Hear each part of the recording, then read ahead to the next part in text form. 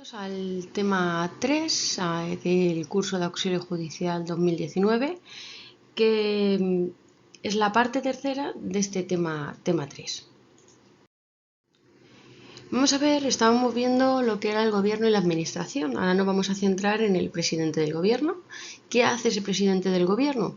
Bueno, pues dirige la acción del gobierno, coordina las funciones de los demás miembros del mismo, propone al rey el nombramiento y la separación de los miembros del gobierno, tiene facultades de dirección y coordinación política y administrativa.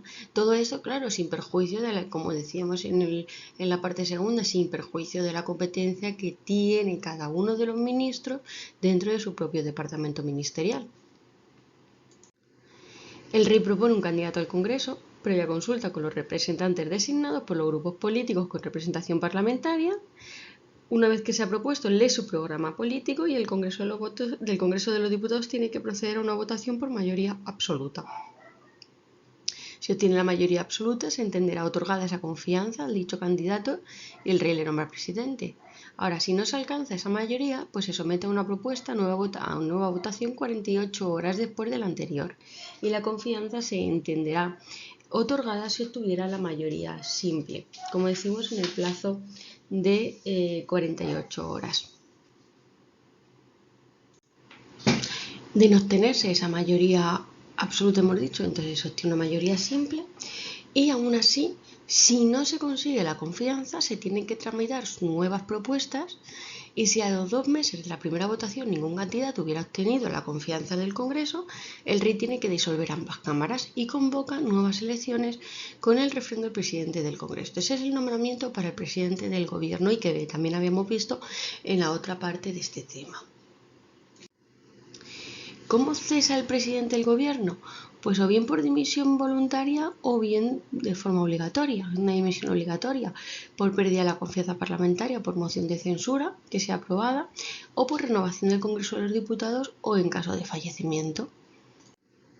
El estatuto del presidente del gobierno. No podrán ejercer ninguna, es decir, los miembros del gobierno y por ello mismo tampoco el presidente del gobierno puede ejercer ninguna función representativa que las propias de su mandato parlamentario, ni cualquier otra función pública que no derive de su cargo, ni actividad profesional o mercantil. La responsabilidad civil o patrimonial y la penal se tiene que exigir siempre ante la Sala Segunda del Tribunal Supremo, porque es una persona también aforada, como son los miembros del gobierno.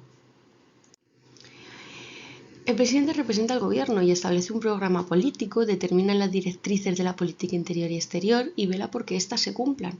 Propone al rey, previa deliberación del Consejo de Ministros, la disolución del Congreso, del Senado o de las Cortes Generales. Plantea ante el Congreso de los Diputados, previa deliberación del Consejo de Ministros, esa cuestión de confianza que ya hemos visto en la parte segunda de este tema. Esa cuestión que le preguntaba al Congreso de los Diputados si estaba o no estaban de acuerdo con su programa político o una decisión de carácter político. Propone al rey la convocatoria de un referéndum consultivo con autorización del Congreso, dirige la política de defensa y ejerce respecto a las Fuerzas Armadas las funciones de legislación en la legislación reguladora de la defensa nacional y de la organización militar. Convoca y preside y fija también el orden del día dentro de las reuniones del Consejo de Ministros. Refrenda los actos del rey y le somete para su sanción las leyes y demás normas con rango de ley, de acuerdo con lo que establece la Constitución. Interpone ese recurso de inconstitucionalidad.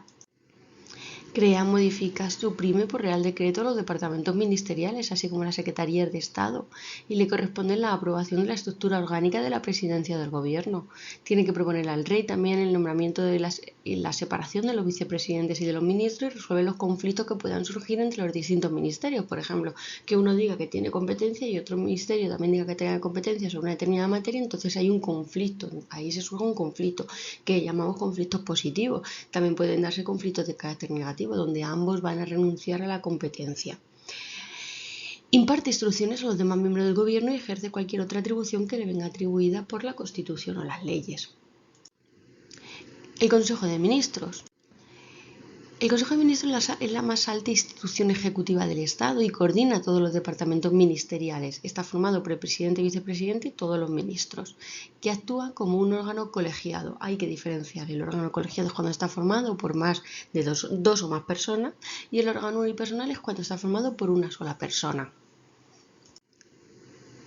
¿Cómo funciona el Consejo de Ministros? Pues es convocado por el presidente del Gobierno y sus reuniones se tiene que levantar siempre un acta de las decisiones que se han adoptado, de los temas que se han tratado. Esas reuniones que se celebran por parte del Consejo de Ministros pueden ser de carácter deliberantes cuando no hay acuerdos o decisorias. Es decir, si hay un acuerdo es de carácter decisorio, es donde se va a adoptar una determinada decisión. Si es deliberante porque estamos deliberando sobre un asunto, pero no va a tener trascendencia decisoria. Al Consejo de Ministros, como órgano colegiado, le corresponde el ejercicio de funciones como aprobar los proyectos de ley y su remisión al Congreso de los Diputados o al Senado, aprueba los proyectos de ley de presupuesto general del Estado, aprueba los reales decretos y los real decreto legislativo y acuerda las negociaciones y firmas de los tratados internacionales, así como su aplicación provisional. Remite los tratados internacionales a las Cortes Generales, declara lo que son los estados de alarma y de excepción y propone al Congreso de los Diputados la declaración del estado de sitio. Recordemos que era el estado de alarma, lo aprobaba el Consejo de Ministros durante 15 días y si era más de 15 días tenía que ser remitido al Congreso de los Diputados para su autorización. En el estado de excepción era el Consejo de Ministros el que lo hacía, pero con votación del Congreso de los Diputados. Y luego ya pues estado de sitio que lo acordaba el Congreso de los Diputados a propuesta del Consejo de Ministros. Dispone también el Consejo de Ministros de la emisión de la deuda pública o contrae créditos y aprueba los reglamentos para el desarrollo y ejecución de las leyes, previo dictamen del Consejo de Estado, así como las demás disposiciones reglamentarias. Crea, modifica y suprime órganos ministeriales y departamentos ministeriales, adopta programas, planes y directrices que son vinculantes a todos los órganos de la Administración del Estado y ejerce cualquier otra función que le venga atribuido por la Constitución, las leyes o cualquier otra disposición que diga que esa materia le corresponde al Consejo de Ministros. En el caso de los vicepresidentes tendríamos que, vamos a ver ahora sus funciones, ya sabemos que es un órgano, un cargo que no es obligatorio que exista, dependerá del presidente del gobierno para decidir si existe o no existe un vicepresidente o varios vicepresidentes. Es la segunda figura más importante dentro de lo que es el gobierno. Es a la vez el ministro de la presidencia y es nombrado a propuesta del presidente del gobierno por el rey de España. Asesora al presidente del gobierno. La asistencia administrativa del Consejo de Ministros preside las comisiones delegadas del gobierno y la Comisión General de Secretarios de Estado y subsecretarios. Presta apoyo al presidente del gobierno en el ejercicio de funciones de preparación y seguir un programa gubernamental. Coordina interministerialmente las disposiciones vigentes, la asistencia al gobierno en relaciones con las Cortes, participa también en la preparación, desarrollo y seguimiento del programa legislativo del gobierno y en su tramitación parlamentaria, es el titular de la presidencia, donde también ejerce funciones de secretario, lleva a cabo la organización de la administración territorial, ejerce funciones de apoyo material, gestión económico, financiera, personal y cuantas otras que sean que por su naturaleza precisaran el presidente del gobierno y los órganos dependientes de la presidencia. Comisiones delegadas del gobierno.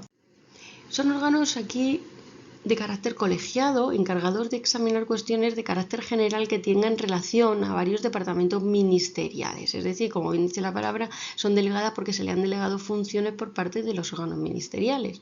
Estudia aquellos asuntos que, afectando a varios ministerios, pues requieren elaborar una propuesta conjunta de resolución y resuelve asuntos que, afectando también siempre que afecte a más de un ministerio, no requieran que sean elevados al Consejo de Ministros porque lo pueda desarrollar las propias comisiones delegadas.